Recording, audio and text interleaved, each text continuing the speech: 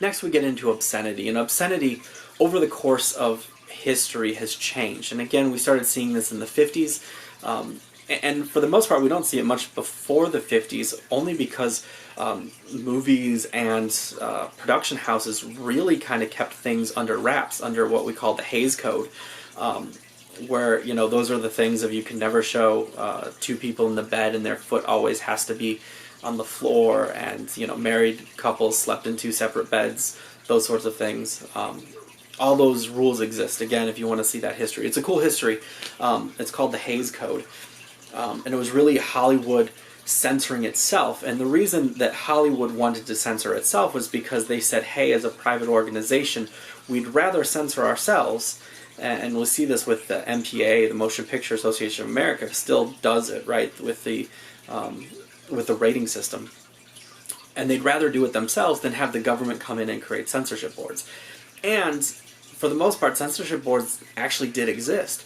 And they did censor things. They censored content. They censored, in the South, they censored black voices and black cinema because of concerns of violence. And because of that, these censorship boards existed from really 1915, which was the Mutual versus Ohio case, which I really think only existed because Birth of a Nation came out after it. I think if Birth of a Nation came out before, the First Amendment would have been attached to movies starting in the 1915s. But of course, before that, most of the movies that we saw were Nickelodeon features or things like that that really didn't hold political messages. And so the court never saw a reason to create that until we get into the Miracle case in 1956. So that's kind of a rundown of why we don't really see a lot of obscenity, because up until the 1950s, most of the time there were censorship boards, and of course the Hays Code was in full effect, where production houses, and remember at that time, production, distribution, exhibition were pretty much all one house, and there weren't that many companies. And they knew they weren't going to do things that were bad for business. And so that's where we're at. So now we get into the 50s.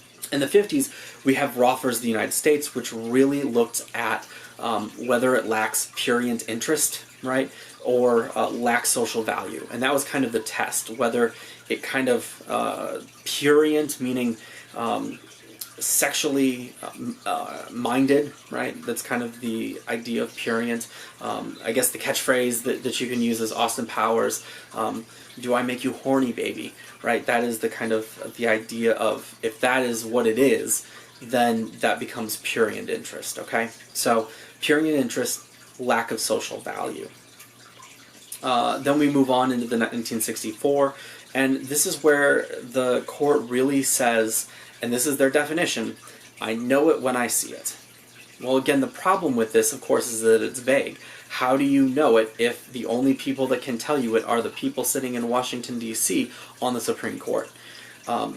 And they would have to watch these movies and determine whether or not it was obscene, because they know it when they saw it.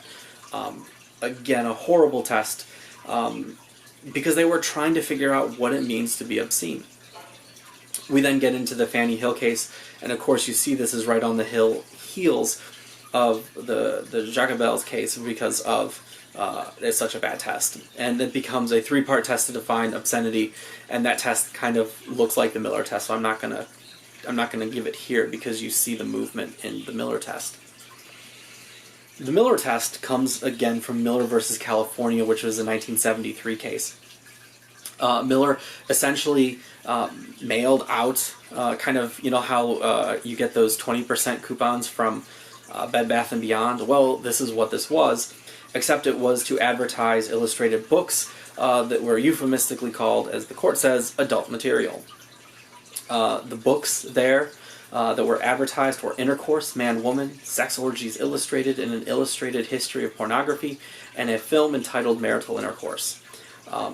While the brochures contained descriptive printed material, they pretty much contained pictures and drawings of explicit acts of people and things. So, because of that, and it was through the mail system, we ended up getting tested for obscenity. Was this obscene?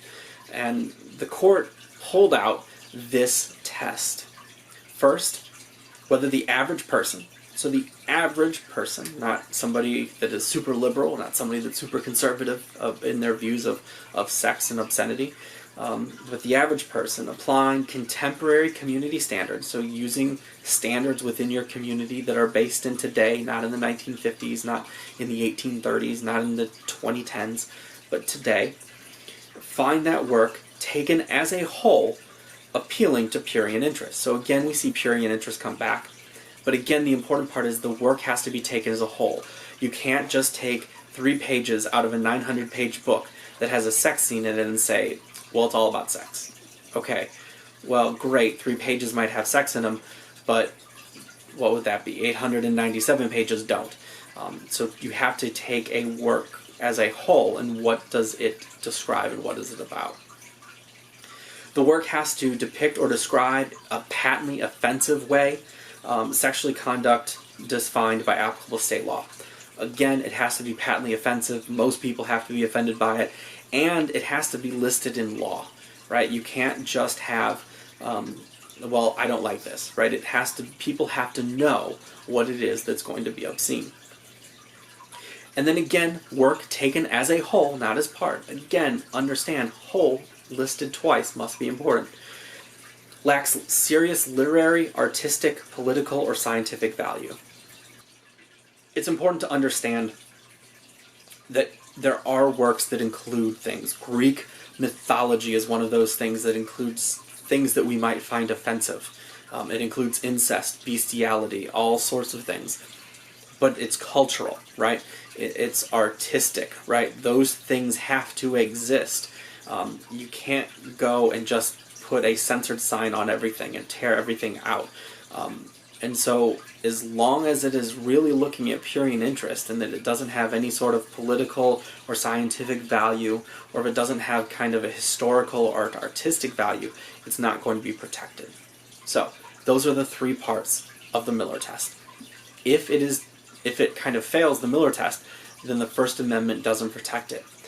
If it passes the Miller test, then that means that material, while some people might not like it, some people might find it indecent, it's not obscene, and the government can't just outright ban it. Now, one thing that is obscene, and the courts take no, they won't even use the test for, is child pornography. Child pornography, under no circumstances, is considered indecent. It is obscene. It is atrocious. The courts have said it's a 2-pronged test because the person is harmed in the making of child pornography as well as when it gets distributed. And so therefore, under no circumstances does child pornography even make it to the Miller test. It is just obscene off the top.